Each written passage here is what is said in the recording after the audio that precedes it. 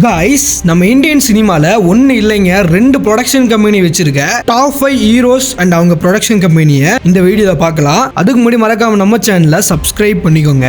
இதுல ஐந்தாவதா இருக்கிற ஹீரோ உபேந்திராங்க. இவர் ஒரு கன்னடா ஹீரோங்க. இவர் பாத்தீங்கன்னா உபேந்திரா ப்ரொடக்ஷன் அண்ட் உப்பி என்டர்டைன்மெண்ட்ங்கிற ரெண்டு ப்ரொடக்ஷன் கம்பெனி வச்சிருக்காரு.